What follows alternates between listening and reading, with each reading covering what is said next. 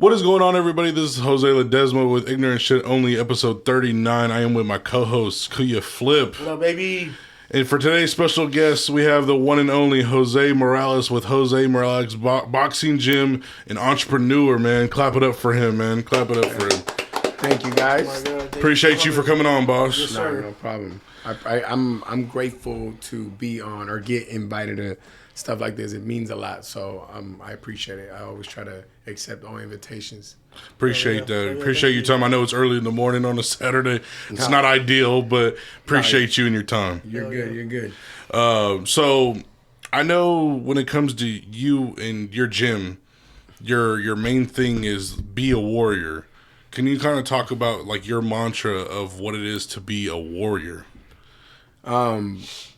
It's, to me, boxing is so much more than a sport. It's like a way of life. You know, it's not something you play. So tapping into the warrior mindset is just the way you approach every obstacle that's in your way. So it's a mindset of not letting anything stop you. It doesn't matter how tired you are. It doesn't matter your circumstances. Doesn't matter, you know, the disabilities or anything that you may have or anything that you're dealing with, personal, financial, or whatever reason. You find a way to make things happen, and that's what a warrior is. And that is kind of what I preach, and what I help my boxers navigate through with their career and what they're doing in their life. And then like when it comes to just teaching, you know what I mean, because you have the I have it right here, the 10-tier warrior program. Can you kind of talk us through like what exactly that is and how you evaluate who's ready to advance to the next tier and things like that? Yeah, I'll give you a little history of how it came about too, just to get you, give you the foundation how it started. I wanted to create something that boxing that has never been done before in boxing. People have tried to do it and haven't been successful at it. And what I wanted to do is create something from when somebody first walks in through the door to a gold medal at the Olympics, right? And obviously that's a big, like that doesn't happen in one day. So each step is focusing on developing the boxer to that. And it starts with, first, at the very beginning, when you walk in, the first level is really about getting the person to first feel comfortable in the environment, which boxing gyms can be intimidating, getting people to learn their basics, and getting people to be in better shape than when they walk in before you transition into a more intense routine. That's what the first level is about. Second level that's when you start sparring, which is usually very light, as far as you're usually on the offensive. No one's really coming at you like crazy yet. And then the next level after that is more away sparring. Now is more intense. Then the following, you start competing. And then from there, it goes into how many fights you have, how many tournaments you've won.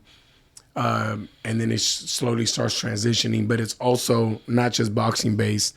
Each level, you also have to do leadership stuff that involves, holding mitts, doing chores around the gym, freaking stuff. There's random stuff, cleaning the bathroom, assisting in the class, everything that has to do with maintaining the gym, being the leader in the gym, so that you become more than just a boxer. You are also well-rounded, and you start to grow leadership skills.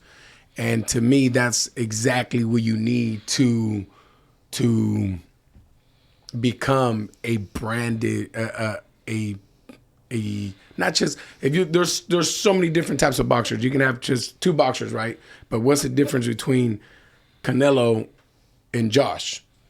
Josh could be just as good as Canelo, but Josh may not have that same type of marketing, that same following, that same type of community behind him. And here in the U.S., it's very hard to do that because not one boxer stands out to millions of people because the U.S. is so diverse. Yeah. So how do you do that? That is what I did with the Warrior program is top people. I'm breeding people from the beginning to become leaders and staples in their community. So when they are 10 years in from when they were kids, now they're pros. They already have a community behind them going into the pros, and that's what the Warrior program all entails. Okay, and then what is like the age range that you select to allow people to be in your Warrior program? It's up to them. I mean, I've had 4-year-olds, and I've had my oldest person to do it was like 64, 65. Yeah. Really? Yeah. That's amazing though too. Though. Yeah. No. Yeah. So really. It's really up to them. I never put an age limit on anything. I don't say, oh, you're not X amount or you're too old. Obviously, the 64-year-old is not going to go to the Olympics, and obviously, he may not approach that level. He may not get to that, but he or she can go to levels 1, 2, and 3 and grow so much from it in a personal perspective that now they can take that growth and apply it to their personal life. And that's what the Warrior program is really. It's self-growth. Is you looking into a mirror and really facing all these demons and all these things that you have to overcome to make yourself better. And we're using boxing to do that. Now, if you eventually become really good at boxing and there's a career there for boxing, great. But if it doesn't, you have something that you can apply into your personal life to then tackle on whatever it is that you want to do in your life as a career, in your marriage, and with your friends, your family, I don't know. But it makes you evolve. And that's what the Warrior program's about. So I know you're talking a lot about like personal growth and things like that. Like in going through adversity, do you feel like how, because I looked it up and it said that you had about over 50 amateur fights and that you had broken your hand or something happened with your hand to where you had to call it quits. Yeah. Is like that type of adversity was like a big pillar for how you build your program and how you look at the way boxing and just life in general? Yes, exactly. So the Warrior program and everything that I put together in the gym is literally is my life, is everything that I had to do in my life, from not just my boxing career, but from the moment I was born, being undocumented, growing up undocumented. I think that was the biggest blessing for me, growing up as undocumented. It was a curse and a blessing at the same time. But now looking back, I think it was a blessing. And having to overcome obstacles from a kid to a teenager to a young adult to then my boxing career, everything that went right and everything that went wrong, I had to learn to overcome obstacles because I had no other option. But my mindset and the things that I learned through boxing is what made me really grow, really elevate. And then when I took all that from boxing, because obviously my boxing career didn't turn out to do anything, but everything that I learned through my boxing career and through my life allowed me to use that same grit and that intensity into real life situations, trying to land jobs, trying to get promoted. It made those obstacles easy because everything else that I did in my life was way harder. So when I came back to the real world, it was easy and allowed me to really elevate and just take my career, my job into a whole nother level because of that. That's how I got so advanced in automotive, and that's how I got my career and everything else, because of my mindset, because of my grit. And that's because of how I was raised. I mean, and so, okay, so touch on that a little bit more about, like you said, being originally undocumented, coming to, here, Sacramento, California. Like, what specifically would you say is like the struggles or things that people wouldn't think or know about, being undocumented growing up, as a kid here in Sacramento, California? Yeah. So, I could say a lot of things. I'm a spit it to you, but the biggest one I think is, when you're like me, I was brought here when I was 11 months old. So my first birthday was in the U.S. Yeah. My entire life was in the U.S. I didn't understand that my paperwork was from a different country until until I had to do paperwork that asked for social security number, and then until I couldn't get a license, and until I couldn't get a job without it being, under the table or something like that. That's when I started realizing. And how old were you when you realized that? I don't mean to cut you off, but. Well, I was like 12 years old when I first realized it because I had a boxing. We were gonna do a tournament. It was a Silver Gloves tournament, and when you do boxing tournaments like this, you have to fill out an application, your name, where LBC you box out of, things like that.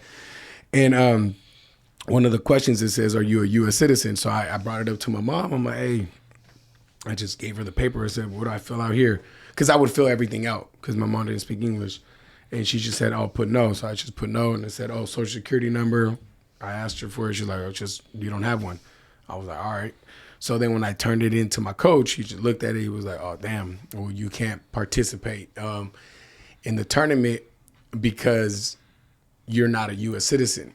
Oh, shit. And then that was the first time that it really hit me because I didn't really understand it prior to that. You know what I'm saying? Like, Yeah. I have heard stories of people getting deported, and I've had family in that kind of situation before, but I never understood the consequences. I never understood what I could and couldn't do.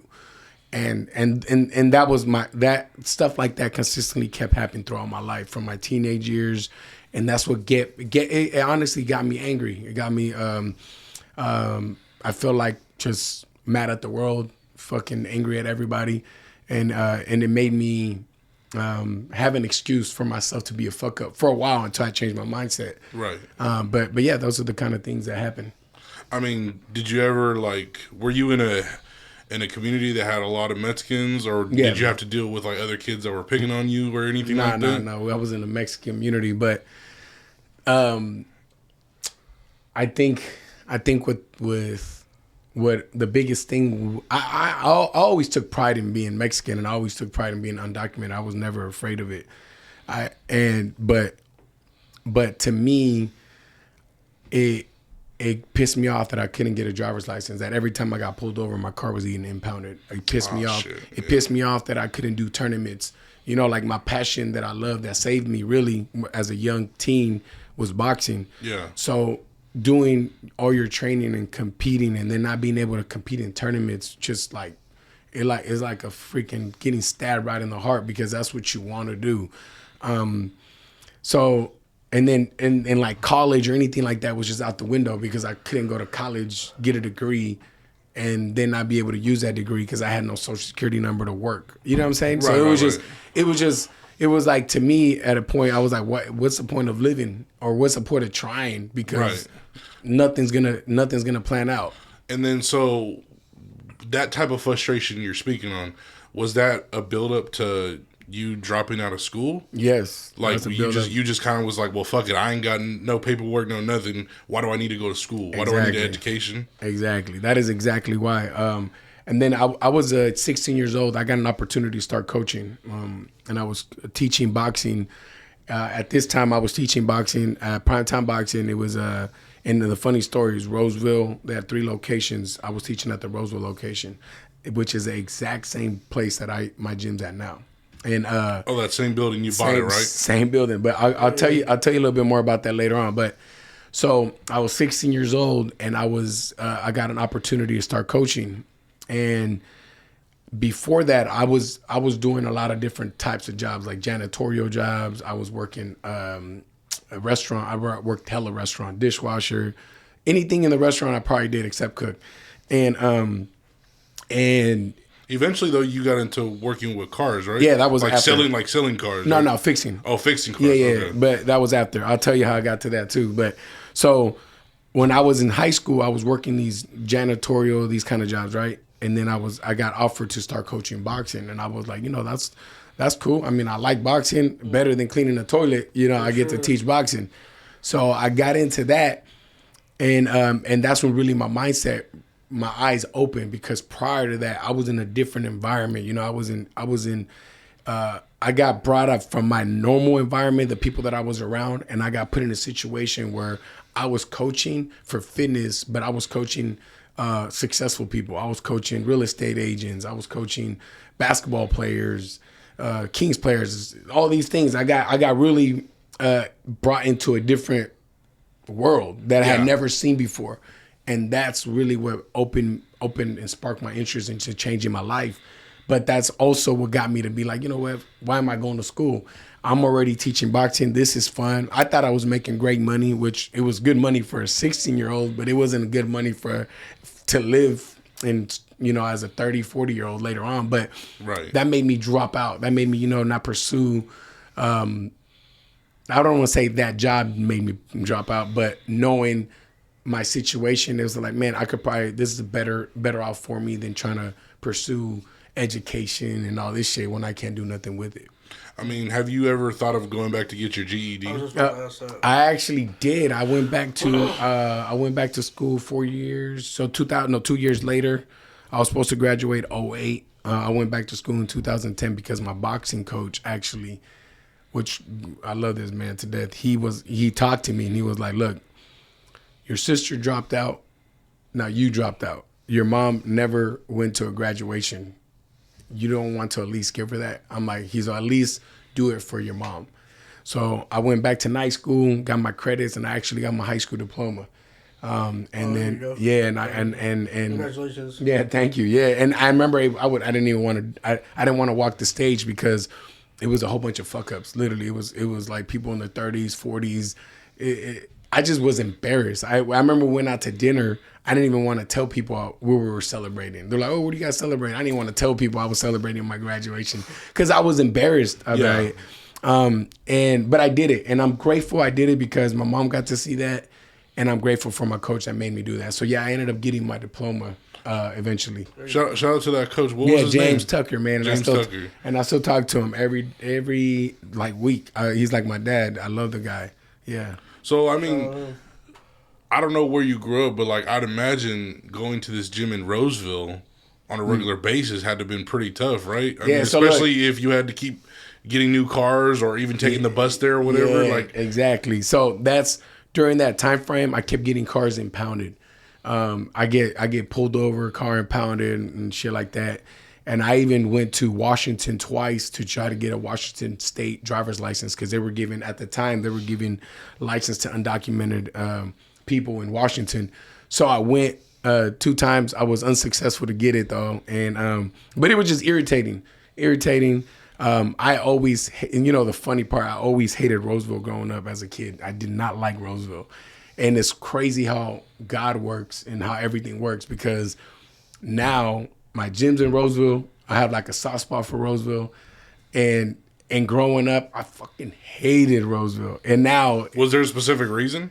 I just didn't like it because every time I went there, I felt like it was a stereotype.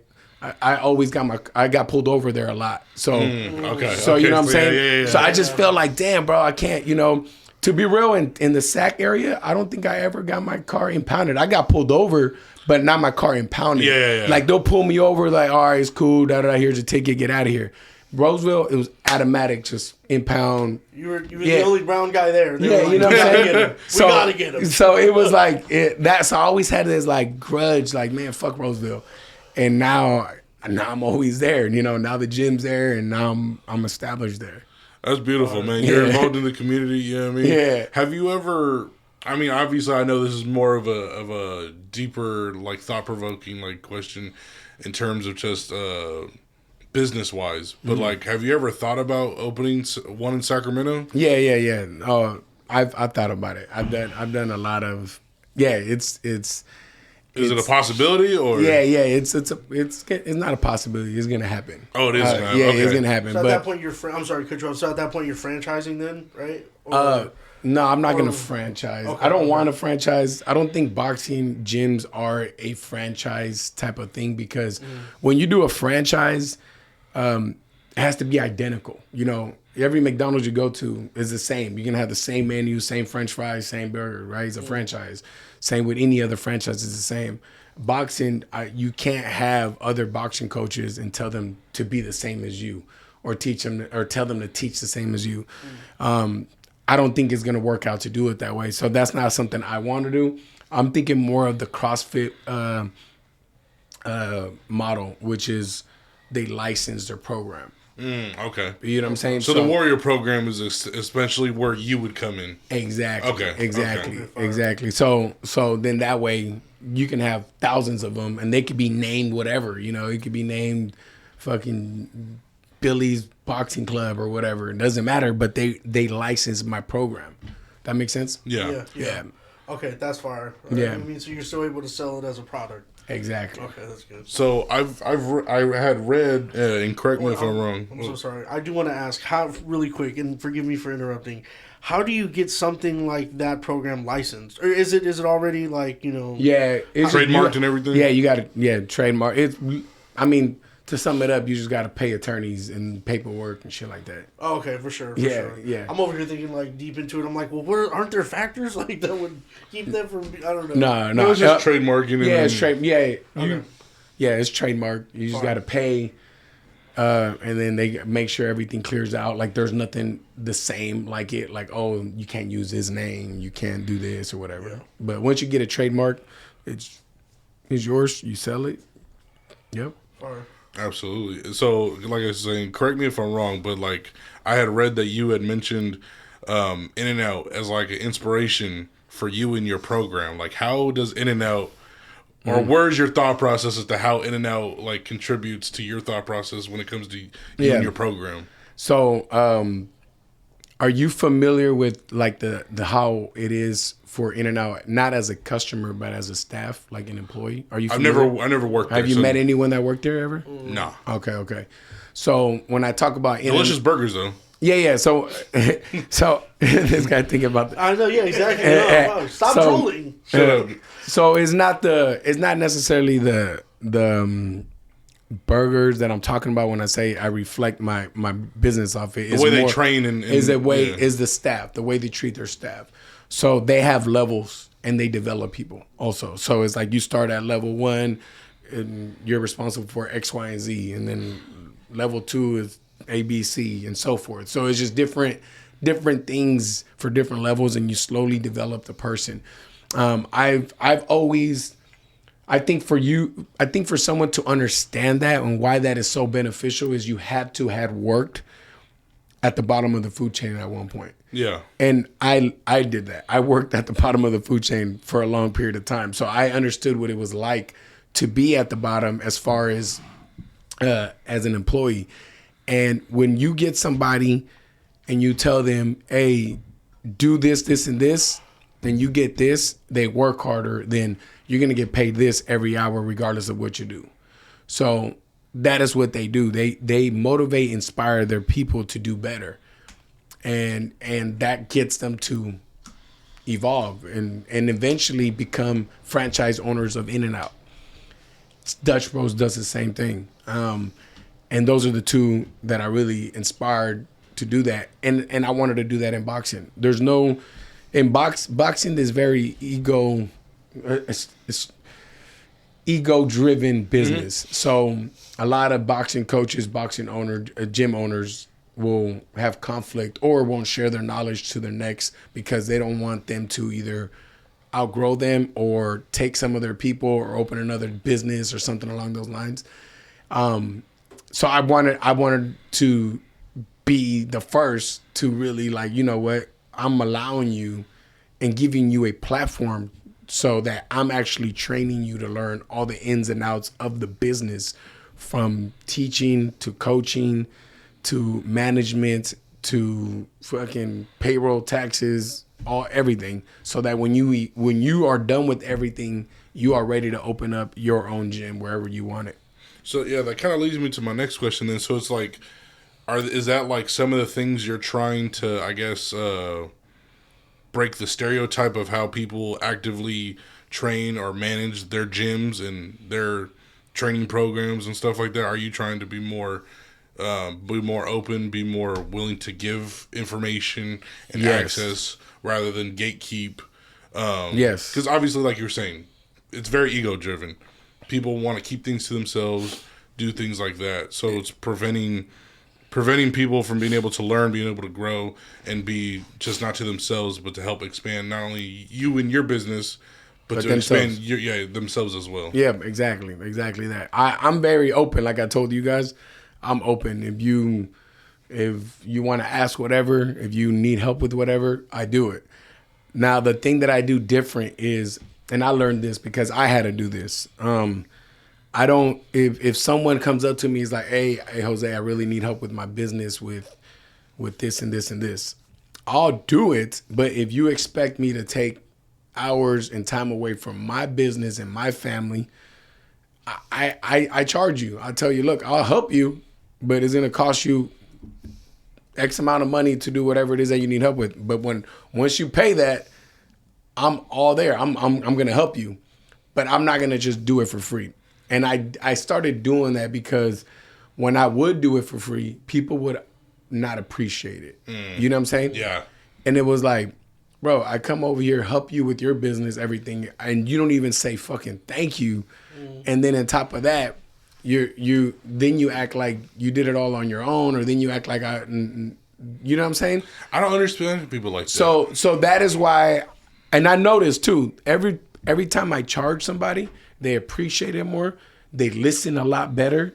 And because they're like, fuck, I paid for this time. Absolutely. I'm all in. Because at that point, you're a consultant. Yes. You're getting paid to be a consultant. Yes. And then from there, when everything goes right, because they listen, they're a lot more grateful. They're like, damn, Jose, I've had people tell me like, man, I made $50,000 more than I ever made because I did X, Y, and Z that you told me to do. You know what I'm saying? So, but yeah, that's how I approach that now. But I'm always down to help business owners if I can help. Obviously, if it's not my you start talking electronics or something like that, that's not my strong point. I'm not gonna help you with that. Right. With boxing, I got you. I do have a question as far as like opening a gym, right? Like, let's say you meet an individual who wants to open a gym, their budget, and let's say because here's the thing, I know it's going to cost, right, to open up the gym. You got legalities behind the actual space. Remember, you got to think of rent, stuff like that. Anyways, the question that I have is, how do you go about getting the funds to do that if you're limited to whatever a loan could get you? Does that make sense? Yeah. Honestly, man, anyone can open a boxing gym. Boxing is so cheap. You know, it's not a high overhead. It's not... you can do it in a park. You can do it in a garage. You can do it anywhere. The money really is not that big of an issue, unless you're trying to have a big, fancy, nice ass gym, which I wouldn't recommend if you don't have clients. But it doesn't take much to open a gym. Now, what is hard is to actually have a business, and I always explain this to people. There's a difference between owning a gym and owning a business. And the difference is, if you just have a boxing gym, but the boxing gym doesn't make money, if you're not there, that's not an actual business. A business is something that my bad. Want me to stop? I don't know what the fuck just happened. My bad. Sorry about that. My phone was tweaking. All right, I'll keep going? Yeah, keep going. Yeah. And a business is something that will keep running regardless if you're there or you're not there. You know what I'm saying? So if and that's the difference. And I think that's what's difficult, is doing the business side of it. But opening up a gym, man, is not hard. I mean, not a boxing gym, but obviously other businesses is not the same. But boxing gyms, the overhead and the money you need to come into it is not a big startup. You know, you don't need millions of dollars or nothing like that. Yeah. Yeah. So, are you stressing more like developing the clientele before making these moves? Yeah, so what I would tell somebody that wants to do this, like wants to get into a boxing gym, and let's say they have their house and they don't have one client yet, right? What I would stress to them first is start creating a clientele. Get a clientele. Coach them regardless where. You can coach them at your house, freaking 24-hour fitness. Just get some sort of clientele going, that you have some sort of traction, privates, classes, whatever it is. Once you outgrow wherever you're at, 24, your garage, that's when you start looking at a location. Okay, I have 50 people now. Let me go into this location. Then when you get to the location, now you have 50 people. Now you have income coming in, because you're not going into a location with zero income coming in. That makes sense? And then from there you can build on. if you have money saved and all that, then you can go and jump into it if you have money saved. But it just really depends on your situation. But I just gave you the blueprint to something. If you have no money, you have $0 and you just want to get going, that's the way to go about it. Okay. Hell yeah, that's a game right there. Yeah, it's easy. I mean, it's not easy, but it's doable. It's doable. Yeah, there you go. absolutely. It's doable. So since you took over the gym and obviously you operate it now, was there like a mishap, a struggle of some sort that ended up being a good learning lesson for you as a business owner that you really just took and ran with it to make sure like something like that doesn't happen again, or something you even use for your clients as a good point of like emphasis of making sure something like that doesn't happen? There's always some sort of lesson, but I think the biggest one for me is I hate firing people. That's not my thing. If I hire you, is I see something in you that I saw some sort of potential in you. So if I didn't help you get there, I feel like I failed you. And one thing that I learned throughout the 10 years of me running a business is that communication is key. Talking to them, knowing how to communicate. And also not just with your staff, this is also important with your boxers. And if they're underage, the boxer and the parents. So these are all things that I have to learn every time. I'm like, damn, I should have done this better. I should have done that. And every time I feel like I did okay or I messed up, I learn from it. And I'm like, damn, I could have done better because of this, and that. And I always try to blame it on me. It's always my fault. In my head, I try to tell myself it's my fault. Because at the end of the day, it's like, man, you probably didn't communicate your vision to the T. Because if you did, they would understand what you're doing, what you're doing. That makes sense? Yeah. Now, obviously, as a coach, like you talk a lot about emotional regulation. Like, how do you keep your fighters mentally prepared to always stay even keel and making sure that they don't, get overexcited or really upset when something goes against or goes their way? Yeah. It's actually kind of similar to the previous thing that I just talked about, was the communication. So I try to talk to them constantly, before, after matches, during training sessions, weekly texts and stuff, just to see where they're at mentally. Read body language, like, oh, this guy walked in a little sad today. He's usually a lot more happy or whatever it is. So you got to pay attention to little things like that. And then from there, I always try to preach to them that the outcome of the fight doesn't matter, win or lose. In the amateurs, it doesn't matter. Win or lose, what matters is that you got better and you're not making the same mistake. So if you keep fighting and you keep winning, but you keep making the same mistake, that you're not getting better. And that's what I preach to them. So it's just like, forget about the outcome as long as you know you're getting better. And never let it get to your heart. Don't let your highs get too high. Don't let your lows get too low. Just stay consistent. And I use communication to try to get the point across. And sometimes I'm successful and sometimes I'm not. But you just do your best. And I just do my best. That's the hard part. When you feel like you didn't succeed at that. So if you have someone with so much potential and they're really, really good and you lose them, you either lose them to their girl, work, the streets, another coach, or anything else, you lose them. They're no longer with you because they didn't buy in or they don't see what you see.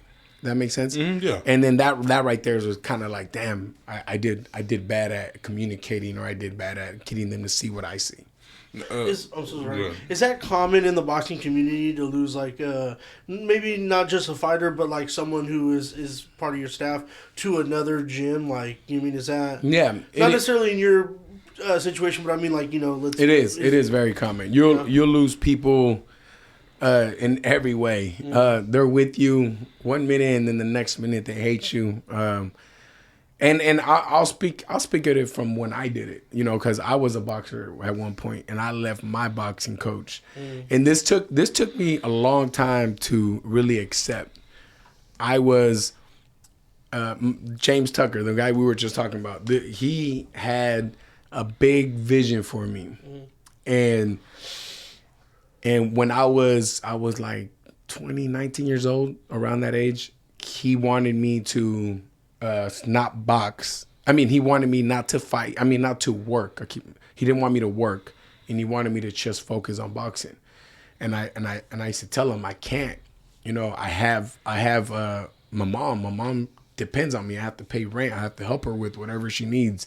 I can't not work. And I kept doing my thing. He was like, you know what? Come. He told me, take the couch at my house, sleep in my house, and just focus on boxing. That's what he told me. And I told him, I'm like, you don't get it. And then we got into it. And this is actually what caused us to stop working together. This is when I left him. I was like, you don't get it, man. I have to take care of my mom. I have to help my mom. It's not about because I live there. I could live in fucking Mars, but I still have to help my mom. You know, it's my mom. You know what I'm saying? And I felt like he didn't understand that. So we had a fallout. And years later, and this actually, when I finally came to peace with this, was probably like 3 years ago after coaching. I realized that he was right. And I realized the person that was wrong was me. And let me tell you why I was wrong. I worked a lot. So I had 2 jobs. I had boxing, and at the time I had a girlfriend. And you guys know a girl costs money. Going out, doing all this is all expenses. This is liabilities right here. I use my mom as an excuse to work a lot. So I said I have to take care of my mom. That's why I work so much. The truth was I worked a lot because I wanted to have a nice car. I wanted to have nice clothes. I wanted to take my girl out. And I wanted to help my mom. But if boxing was really my priority, which at the time I acted like it was, but in reality, it really wasn't my priority. If it was, I would have knocked one job down, worked a little bit, maybe worked 10 hours. That was enough to help my mom, and then just focused on boxing and did exactly what my coach told me to do. But I didn't. I didn't listen to him. I used my mom as my excuse to him to tell him that I needed to help my mom, but that was really not true. And that was a hard truth to accept for me, because I had to realize that I was full of shit and I was just lying the whole time. And I see that with people, and these are the kind of stuff that happens where as a coach, you become the bad guy when you're telling these people, hey, your athletes or whoever, look in this mirror, man. This is the bullshit that you are telling yourself. You expect me to believe it, but it doesn't hurt me. You're hurting yourself. And then some people just get mad at that. Oh, that's facts. That. You know, they get mad at that. Oh, fuck that. You know, Jose's an asshole. Jose this. I'm going over here. Go over there. They'll let you do whatever the fuck you want. You're going to be happy, but you ain't getting nowhere. So that's what makes you happy, which a lot of people will make them happy for a short period. But then in the long run, when they are not happy with themselves, they're going to look back and be like, damn, my coach was right. You know what I'm saying? Yeah. How many years after that incident did it take you to realize that, like, you were in the wrong? Man, that was a few years ago that I finally accepted it. It was over a decade, probably like 12, 13 years later. Jeez, yeah. So for a decade, for 10 years, I told myself my coach was crazy. He didn't want me to help my mom. You know, He was crazy. He was At the end of the day, it was me. But it took me that long. And the reason why it finally hit me is me being a coach. And it's kind of like how parents say, you're going to realize, wait till it's your turn. Wait till you're a parent. It was like that. It was kind of like that for me. Yeah. Yeah. I feel like as a coach, if you like held up a mirror to my man Jose, the mirror would just say fat. Like it'd be written in Sharpie. You know what I mean? Like right across that. Anyways, continue. Yeah. But no, I feel that though, because like I've coached football a couple of times, and I'm starting again this year, getting back into it. Like we're just now doing the off-season stuff with the guys over at Sheldon. So it's like I definitely been there before. Like my first year, I'll just give a quick example. Like my first year, I had two guys, Hope and Isaac. Hope was this Polynesian 6'3", 6'4", 300 pounds, big dude. And I was a lineman coach, so he was one of my linemen. And then I had another guy who was like his buddy named Isaac. He was like 5'7", 5'8", like 230 pounds. But he was pretty talented. You know, he was pretty strong. But them two together were toxic. You know what I mean? Always bullshitting. You know what I mean? And like that was also my first year. So it's like I'm still learning. You know what I mean? What it's like to be a coach because I played. But that's obviously two different things. And trying to find that balance of like being a hard ass, but also not being too far in age so that maybe they don't look at you the same way.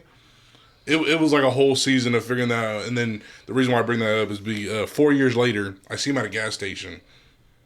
He says, Coach Jose, no one ever calls me that. So I was confused who it was. Turn around, it was Isaac. He was pumping gas. We were out of shells, I think. And then he's like, hey, Coach, I just wanted to let you know that, like, I appreciate you. And I was like, for what? He's like, for, you know what I mean, I know I was an asshole when you know what I mean, when you were coaching me, and I just wanted to say thank you for trying to instill the right things in me. And like now my life's good. Like I'm doing this, I'm doing that. He had a girlfriend at the time. I don't know what he's got going on now, but like just like that little compliment of like a 2-minute conversation, like really like made me feel like, oh, I know like that I'm on the right track, me personally. Yeah. And that it helped him as well. So like I just wanted to throw that because I think it kind of so you know what I mean, like that little 2-minute snippet was like rewarding for me. You know what I mean, like. That's probably the biggest compliment I'll ever get in my life. Yeah, I see what you're saying. So, yeah, exactly like that. You understand it. Yeah, I mean, and then to pivot to a little bit to more of like your podcast. I found out you have a podcast as well. Yeah. Like, what made you want to start your own platform, and like, how would you say your platform has grown since you started? I mean, I seen you had Bobby Jackson on there. Yeah. I mean, I started because, all right, hold on. Before I tell you the podcast story, I got to tell you this Bobby story. So when I was coaching at 16, right? Right. I loved Bobby Jackson growing up. Bobby Jackson was my favorite player. He was, wow. I loved Bobby Jackson. That was my favorite player. And when I was 16 years old, he came to the boxing gym that I was working at. And I got the privilege of coaching him. And throughout the years of coaching him, we actually became good friends. And now he's like one of my closest friends. Like that's my boy, you know. And but it's crazy because we was a guy that I was a huge fan of, and my favorite basketball, and he still is my favorite basketball player. I love his game. How he played was so dope to me. But the way the podcast, now back to answering your question, when it was like 2017, 18, something like that. I used to do a lot of like try to be around different entrepreneurs just to get ideas of what people were doing or what should be next. I went to St. Louis into this big like conference with different entrepreneurs from all over the U.S. And when I was there, I ran into this guy, Rob from Chicago, and I actually still keep in contact with him. He was like, "Hey, you should do a podcast." And it was just random. He's like, man, he's not telling me. I'm serious. I was like, you should do a podcast. And in my heart, I had already thought of it, but it was just a thought. And I was like, yeah, you know, whatever. Maybe, maybe not. And he pushed me. He was like, you should do it. And I did it. And my goal was really with the podcast was just to share the different stories in the gym, you know, different people in the gym. I was about 5 years in. We have, last time I checked, we had like 375 downloads all over, 375,000 downloads from Apple and Spotify. But I fell off the last season. I haven't really recorded because I started spending my energy towards something else. But it grew consistently. I think year 1 it was good, but then after year 2 and 3, I had a good traction. I had a lot of downloads. The second country besides the U.S. was the most downloads, but the second country to me tripped me out was France. I had a lot of listeners in France. I thought it was a trip. And then it was Mexico. But it was just, I think podcasting is so unique, but I think that's like huge because you can learn so much from hearing someone talk, you know? And there's so many different podcasts, so many different people, platforms. And for me, my education, it was always talking to people. When I was working at the gym, I would always ask somebody, hey, when you were 17 years old, if I was 17, what would you do different? And I would just soak up game from these people. And regardless if they were successful or they were fuck-ups, it didn't matter where they were, I would learn from what they did right, I should do this, and what they did wrong, I shouldn't do this. But talking to people is huge. And now with podcasts, you don't even need to talk to them. You can just listen. You know what I'm saying? You can just hit play on whoever you want to learn from and learn. So I love podcasts. You know, I think it's great. That's why I always try to be on any platform or just to get it out, because I think you want to share your knowledge and inspire people. And that's how I see podcasting. Now I know you said you haven't been consistent with it, but if like you had a dream guest on your platform, who would you absolutely love to have on your platform? Dream guest. Damn.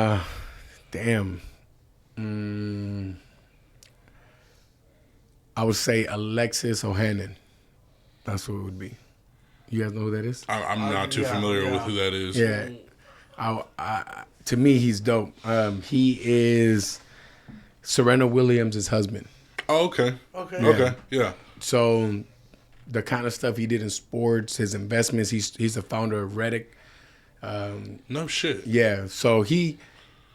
Well, that dude made money then. Yeah, he's wealthy for sure. Yeah, that would be my dream guest. Would that be pick his brain on a lot, I was about to say, you know what I mean? especially on the business side. I mean, Yeah. dude created one of the most popular websites / apps in the world. Yep. Now back a little bit more towards like your coaching. Like, can you kind of talk about, like, you don't have to give names, but like, can you kind of talk about like guys who have been, or an example of guys, I should say, that have been like your successful stories, or guys that were like your most frustrating, like how you were talking about earlier about maybe guys might have just quit, maybe guys might have went to a different coach, maybe guys just had like kind of like your situation, life going on at the time, and just kind of said whatever. You know what I mean? So if you want, if you're able to share, you don't have to give names if you don't want to. Yeah. But if you have an example of either side of that coin. Yeah, I'll give you a couple. I'll give you a couple good ones. So one is Levi. He was stationed at Travis Air Force Base. He's in the military Air Force. And he started boxing with us. And he had already boxed at the Air Force at the collegiate level. And then he came to the gym just to keep it going. And we competed. We went to nationals for boxing. Competing at national tournaments and boxing, you're facing like kids. I mean, boxers that had been boxing since they were kids. These kids have over 200 fights. Like they're good, you know? Yeah. And I went with that tournament with Levi. And first fight he won, second fight he lost. But the only reason why he lost his second fight is he was in his head about it. And he really had to tap in mentally to overcome these things.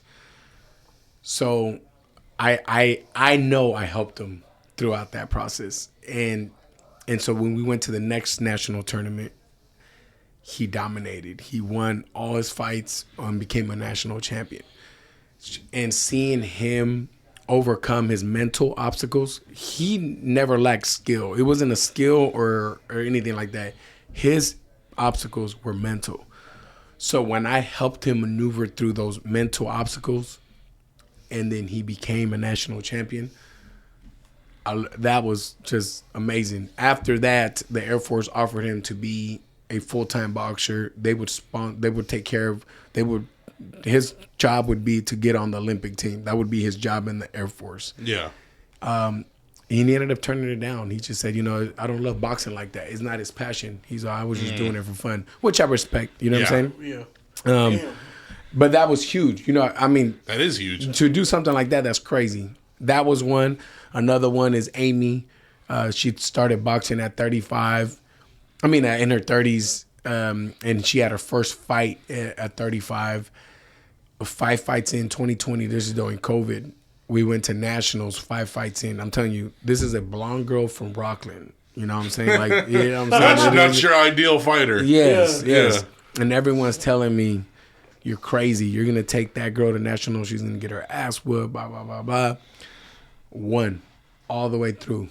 And beat the number 1 seed, number 3 seed, number 2 seed, won at the finals, won national champion, got on Team USA, the Team USA national team for boxing. No fucking way. That's wow. This is with 5 fights. That's just unheard of. That is. You're going against girls that, again, 130 fights, 40 fights, 50 fights. She had 5 fights. Blonde girl from Rockland. 35 years old. Shout out Amy. Yeah, fighting girls that were 18, 19 years old.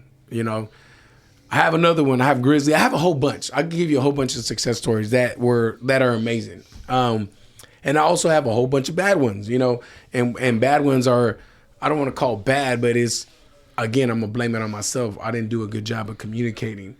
Either the parents didn't understand, because sometimes the kid understands the process, but then the parent doesn't. Helicopter parents. Yeah, and let me explain how this can affect in boxing. Imagine you compete, right? And when you're competing, you're listening to your coach. You're doing everything your coach is saying. But then your parent is telling you, oh, your coach is crazy. Da-da-da, you should have done this. You should have done this. And now the kid is like this. Do I listen to my dad? Do I listen to my coach? Who do I listen to? And that's tough and on then, the kid. It's and tough then they on go them. and they go to the dad, or they go to the mom, or they go to this, or they just confuse the fuck out of the kid. And now the kid, instead of worrying about what they should be doing, now they're worrying about who they should be listening to.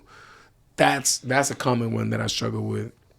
Another one is getting them to really see the vision, not comparing themselves to others. I literally do this. I put my boxers through the toughest shit. Like, they go through hell.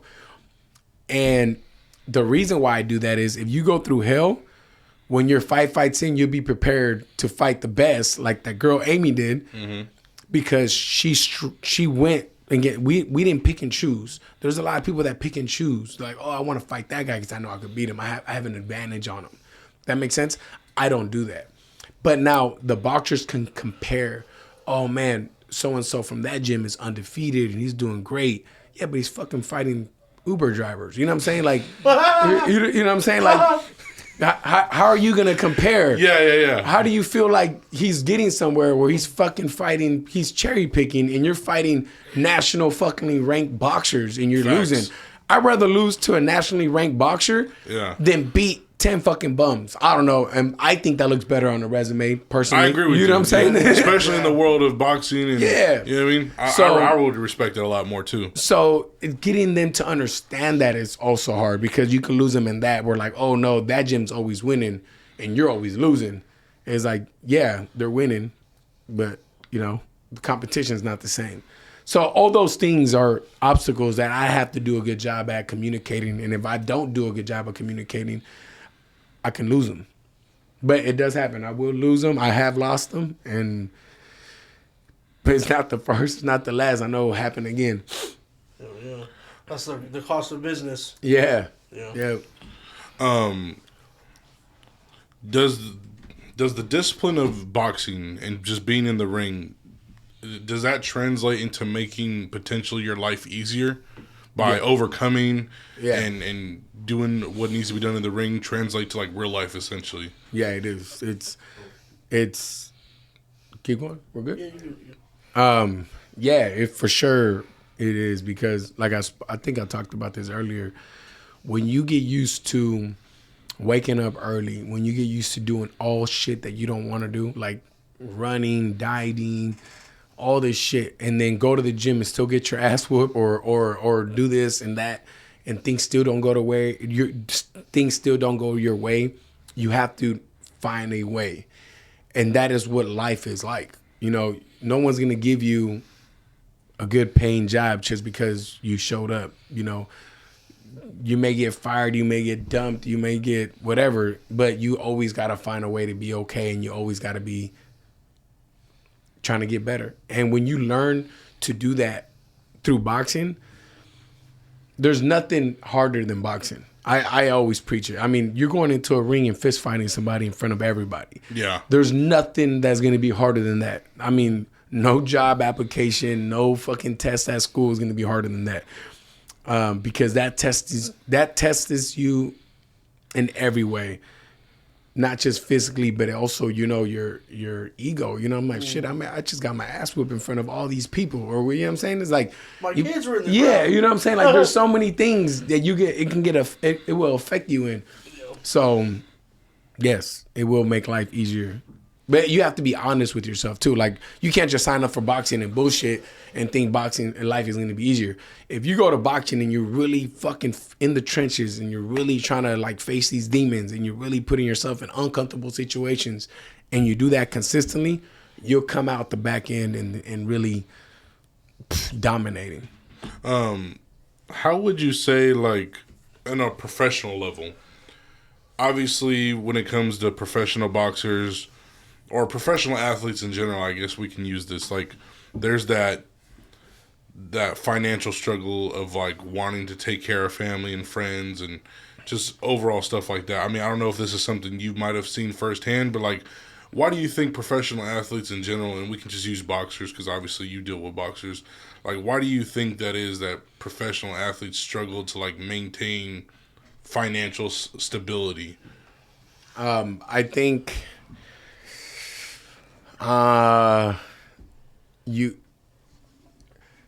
you go your whole life.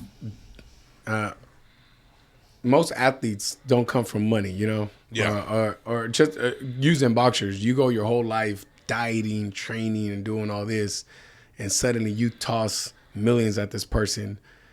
They're probably gonna start eating and doing everything they never did before because they've never done it before. Mm-hmm.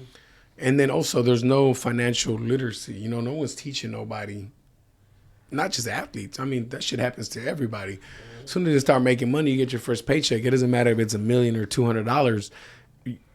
95% of the people are going to blow that shit. You know what I'm saying? Because no one is really educating us on money, you know, what to do with it and so forth. So I just think that's a lack of education in our public school system. It's not really, I wouldn't want to say, I don't want to say it's just athletes that it happens to, because I feel like it happens to everybody. Mm. Yeah.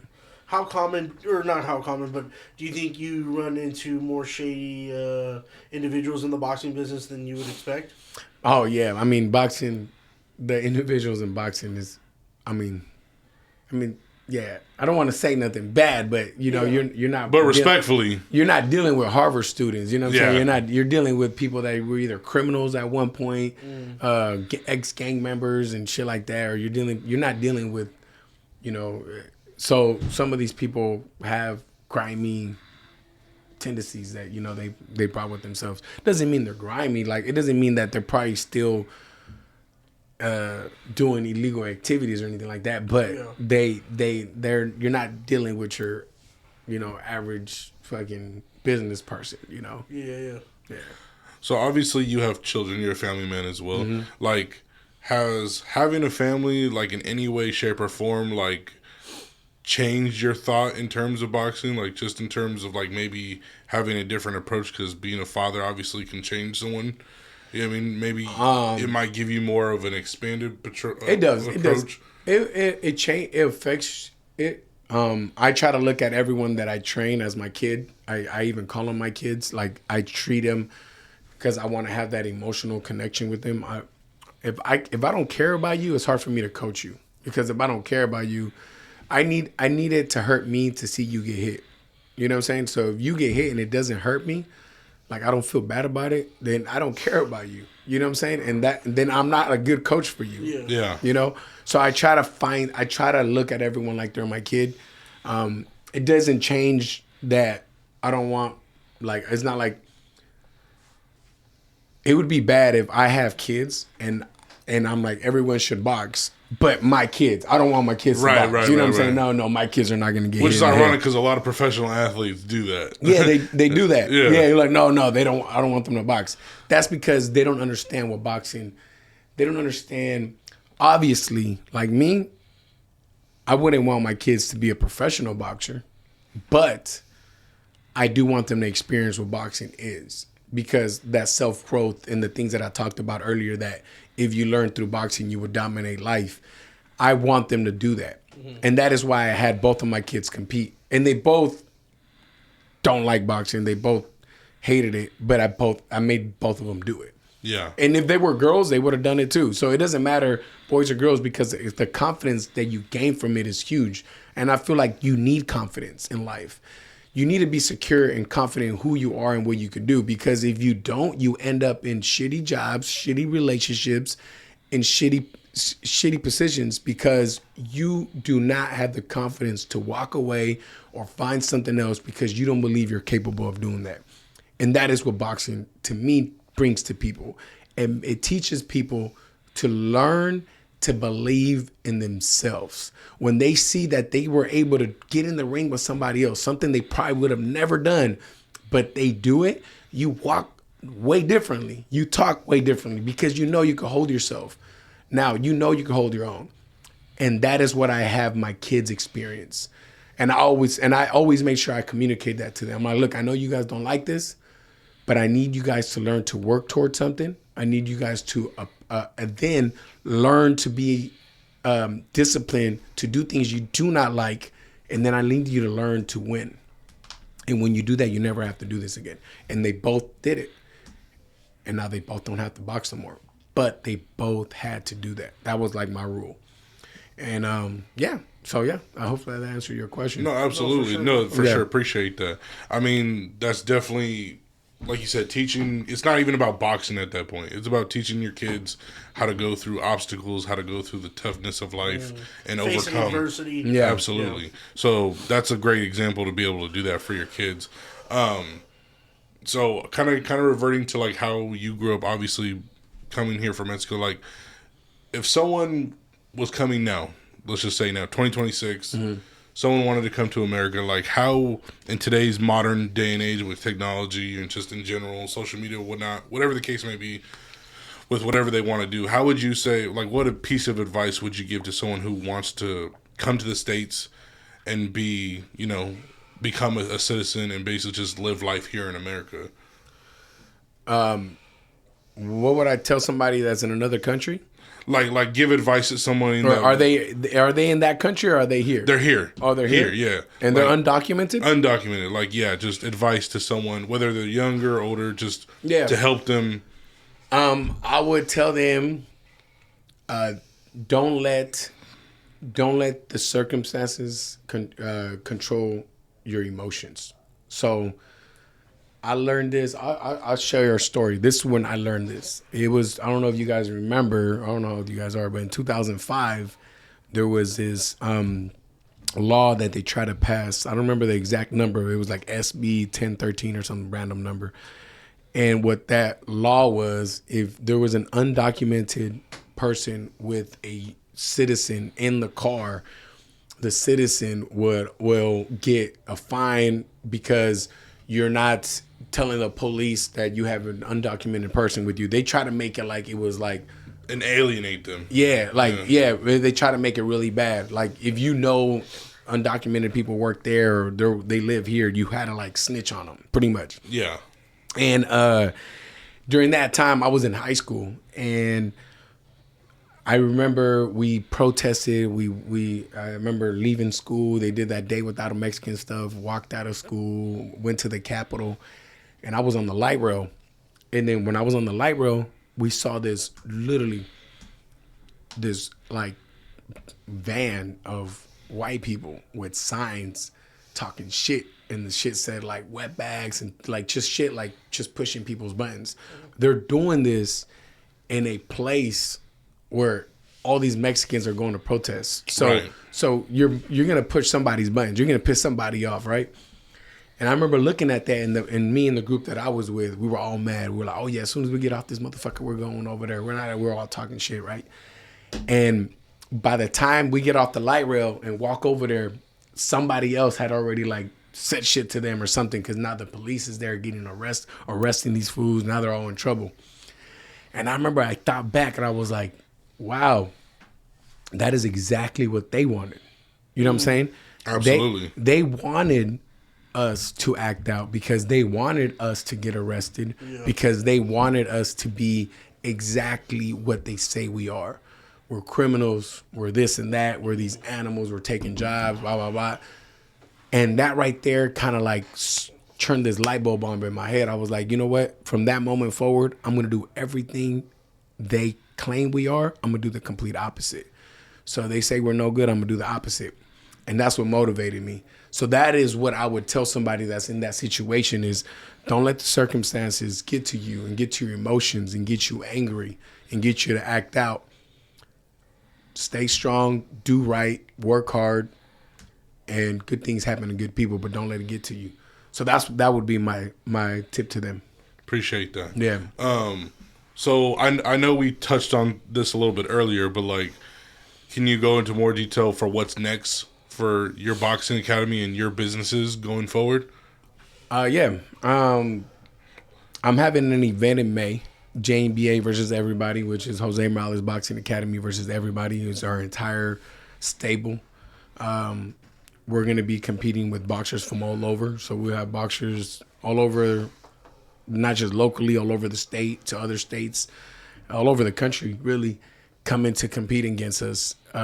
And my goal with that event is to get people to experience boxing like had never been experienced before.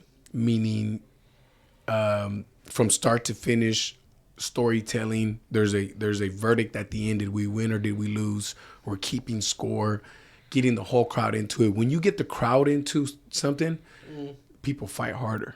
Absolutely. You know what I'm saying? People go harder. And I've been at boxing fights every weekend for the past fucking 20 years. I've seen this shit over and over. And I really want to create a fan experience like it's never been. That is my goal with that.